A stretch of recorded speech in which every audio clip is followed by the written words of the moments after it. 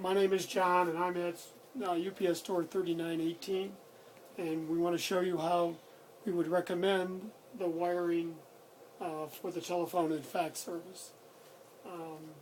Basically what we've done is we've put two biscuits on the board, two-line biscuit for the phone lines and a single biscuit for the fax. Our typical implementations are two phone lines and one fax. That biscuits come out and up through the 66 block and are pegged to the appropriate distribution points. It'll be the technician's responsibility to identify the phone lines and the fax line, and if there is a security line, and peg those to the appropriate places.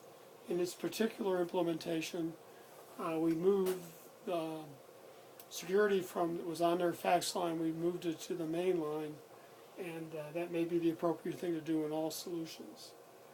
What we've then done to test the implementation and also to give us a temporary implementation is to take the input side, and these are where the carrier comes in, the ILEC.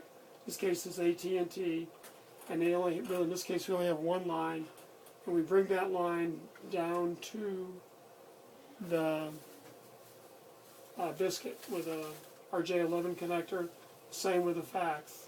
Those are then connected, and your system should run just like it did before you got there. So we need to be sure that when you connect that, all the phones ring and the fax works, or we haven't done something right to the 66 block.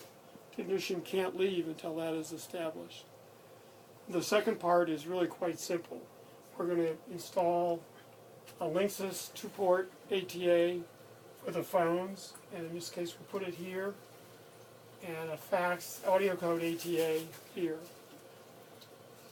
Those are one have to go into a power source, both of those, and then the WAN connections for both go into the, in this case, a Comcast gateway, an SMC gateway.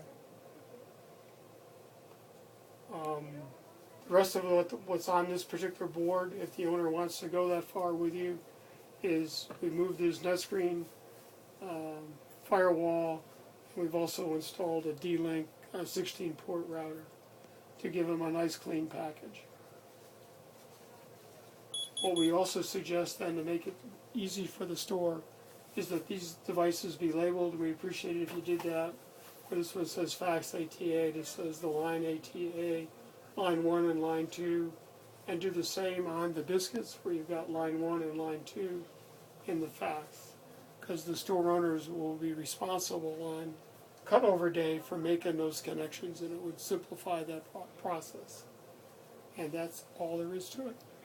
And the idea is that on cutover day they... Right, on the cutover day, we simply unplug the ILEC, or in this case AT&T, and plug in the appropriate cable from the ATAs. That's great.